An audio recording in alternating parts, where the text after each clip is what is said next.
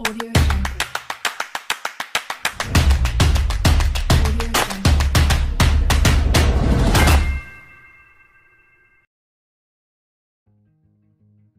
Hello guys, this is Sarabjit Singh and I welcome to you all on your own free visa adviser. दोस्तों, आज एक अलग तरीके से आप लोगों के सामने जो वीडियो बनाकर लेकर आया हूँ, वो इसलिए ज़रूरी था क्योंकि आईआरसीसी के कुछ बहुत ही महत्वपूर्ण, जो कह सकते हो बहुत ही इम्पोर्टेंट अपडेट्स आए हैं, जो मैं आप लोगों को लाइव ही दिखाऊंगा। जो इनका ट्विटर हैंडल है वहाँ से ही दिखाऊंगा कि अब क्या चेंजेस आए हैं, क्या उम्मीदें बनती हैं आगे और किस तरीके से प्रोसेसिंग रहने वाली है आगे।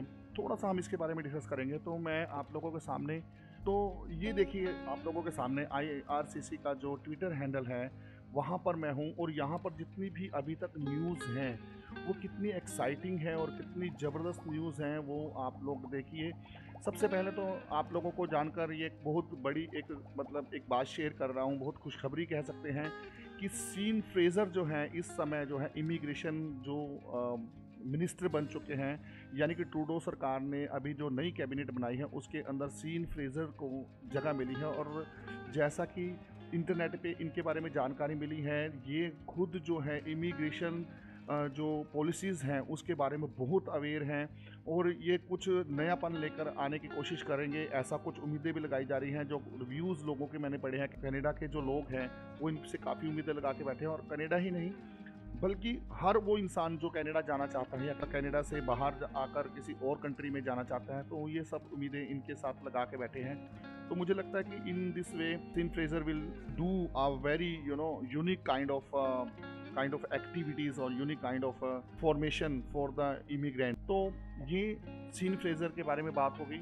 इसे थोड़ा सा नीचे जाते हैं तो यहाँ पे आईआरसीसी ने इनवाइट किया है कि 5 नवंबर तक आप become a permanent residence of Canada, यानी कि आप कनाडा के परमानेंट रेजिडेंस के लिए अगर आप जाना चाहते हैं तो उसके लिए अभी 5 नवंबर तक कुछ एप्लीकेशंस ओपन हुई है। मैं इसको क्लिक करता हूं तो ये देखिए जो कनाडा गवर्नमेंट का जो वेबसाइट है उसके ऊपर चले जाता है, और यहाँ पर आप लोगों के लिए ये देखिए चीज़ें हैं। Apply today, click if you can apply.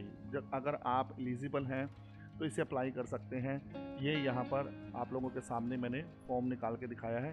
थोड़ा सा नीचे चलेंगे तो यहाँ पे ना एक बहुत ही एक्साइटिंग न्यूज़ है जो मैंने कल भी शेयर की थी इसके बारे में। कनाडा कोविड-19 proof of vaccination is standardised. ठीक है, ये जो है खबर अपने आप में बहुत ही यूनिक खबर है कि कनाडा अब जो है, जो हेल्थ मिनिस्ट्री है वो भी इसके ऊपर काम कर रही है। अगर आप आउटसाइड कनाडा जाना चाहते हैं या इनसाइड कनाडा जाना चाहते हैं तो उसके लिए भी कोविड-19 के कुछ रूल्स हैं। इसको भी अगर आप यहाँ पे क्लिक करेंगे तो इसके ऊपर भी जो है आपका जो प्रूफ है, जितने भी आपके जो प्रूफ से रिलेटेड जितनी भी इंफॉर्मेशन है वो यहाँ पर आपको डालनी होती है। Travel in Canada, outside Canada, how to get your Canadian कोविड-19 प्रूफ वैक्सीनेशन, ये सारी चीज़ें जो है ना आप यहाँ से कर सकते हैं। ये भी एक बहुत बड़ी इंफॉर्मेशन थी आप लोगों के लिए, इसलिए मैं यहाँ पे दे रहा हूँ। तो ये सबसे ज़बरदस्त इंफॉर्मेशन है जिसके बारे में मैं काफ़ी दिन से बात भी कर रहा था। Are you a health care worker, क्योंकि हेल्थ केयर वर्कर मेरे पास काफ़ी सारे लोगों के फ़ोन आ रहे थे, और a French speaker who wants to become a permanent resident of Canada. दोस्तों, कितनी ज़बरदस्त एक खबर है, एक न्यूज़ है, यानी कि अब आप हेल्थ केयर वर्कर के रूप में, जैसे नैनी कोर्सेज हैं, वो लोग भी इसमें अप्लाई कर सकते हैं। तो कितनी ज़बरदस्त न्यूज़ है जो आप लोगों के साथ शेयर करनी चाहिए मुझे। आगे देखिए, ये है विद इन कनाडा,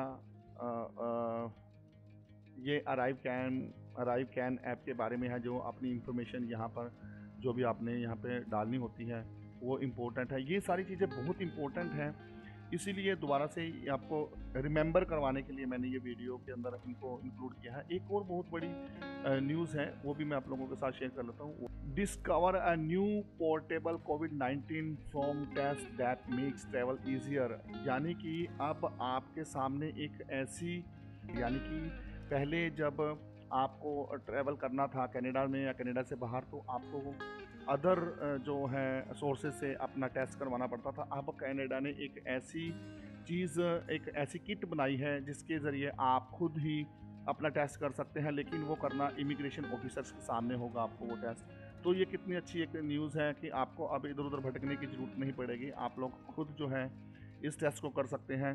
तो इन सब खबरों से ये पता लगता है कि अब काफ़ी कुछ नयापन आ रहा है, काफ़ी नई चीज़ें इंक्लूड की जा रही हैं, और ये अच्छा भी है। कहीं ना कहीं ये अच्छा लगता है कि कहीं ना कहीं रास्ते खुल रहे हैं। जो 2 साल से एक ड्रॉबैक चल रहा था, जो बहुत ही ज़बरदस्त तरीके से वो उस ड्रॉबैक के अंदर हम लोग उलझे हुए थे, अब सारी चीज़ें लाइन पर आनी शुरू हुई हैं, प्रॉपर तरीके से होनी शुरू हुई हैं। और इस तरीके से अगर ये सब चीज़ें प्रॉपर से हो रही हैं तो सोचिए कि आपका जो है पॉसिबिलिटी है फॉरेन कंट्री जाने की, यानी कि कनाडा में जाने की, तो कितनी ज़बरदस्त है।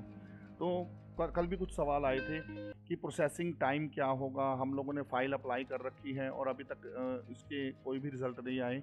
और कुछ ने तो एक ने तो कहा था कि मुझे फरवरी में मैंने फ़ाइल लगाई थी टूरिस्ट वीज़ा के लिए और उसका मेरे पास रिज़ल्ट नहीं आया। तो दोस्तों मैं एक चीज़ ये कहना चाहूँगा कि अगर आप ऑलरेडी अप्लाई कर चुके हैं, बायोमेट्रिक आपका हो चुका है, तो आप वेट कीजिए, जल्दी ही रिज़ल्ट आएगा। क्योंकि ये बैकलॉग के कारण हो रहा है। काफ़ी सारी फाइलें जो हैं बैकलॉग में पड़ी हुई थी, उन फाइलों के ऊपर काम किया जा रहा है, प्रोसेस किया जा रहा है। काफ़ी सारे वीज़ाज़ देखने को मिले हैं, कुछ लोगों के ही रिफ्यूज़ हुए हैं। लेकिन हाँ, एक और मैं बात कहना चाहूँगा, एक इशू है जो आप लोगों को समझना चाहिए। यदि आपने बायोमेट्रिक दे दिया है, आपका एप्लीकेशन कैनेडियन एम्बेसी में लग चुका है, तो उस स्थिति में क्या है, आपने जो ट्रैवल प्लान दिया था अगर वो एक्सपायर हो चुका है, यानी कि जिस ट्रैवल प्लान के ऊपर आप जाना चाह रहे थे कनाडा के लिए, लेकिन वो ट्रैवल प्लान अब जो है मतलब एक्सपायर हो गया है, तो आप वेब पोर्टल पर जाकर दोबारा से फिर से आप लोग जो नया पोर्टल है, आप वहाँ पे थोड़ा सा अपना डिटेल डाल सकते, नई इंफॉर्मेशन अपडेट कर सकते हैं, ताकि एम्बेसी को वीज़ा देने में और समझने में आसानी रहे कि आप लोगों को किस चीज़ की ज़रूरत है। और आप लोगों ने अदरवाइज़ इसमें स्थिति में होगा क्या कि जो आपका रीज़न है, देखिए ट्रैवल करने का सबसे बड़ा रीज़न है आपकी कंफर्मेशन। जो होटल की कंफर्मेशन लगाई है आपने, फ़्लाइट कहाँ कहाँ जाना है, कहाँ कहाँ रहना है, आपने वो सारी जो आइटनरी होती है, अगर वो ही एक्सपायर हो गई है तो एम्बेसी के पास कोई ऐसा रीज़न बचता ही नहीं है कि आप लोगों को वो वीज़ा दे। तो दोस्तों ये एक इश्यू था, उस इशू के बारे में मैंने आपसे बात करनी चाहिए, तो इसीलिए मैं उस इशू के बारे में आप लोगों को बता रहा हूँ।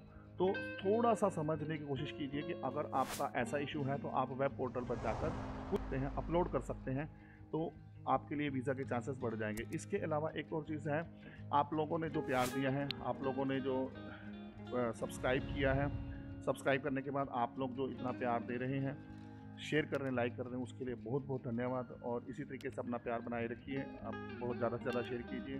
मैं आप लोगों को का बहुत बहुत धन्यवाद करता हूँ। तो इन्हीं शब्दों के साथ कल एक नई वीडियो के साथ, नई इन्फॉर्मेशन के साथ आपके सामने फिर से मुखातिब हूँगा, मैं आप लोगों के सामने हाजिर हूँगा। तो इन्हीं शब्दों के साथ see you later, God bless you, wish all the best, thank you.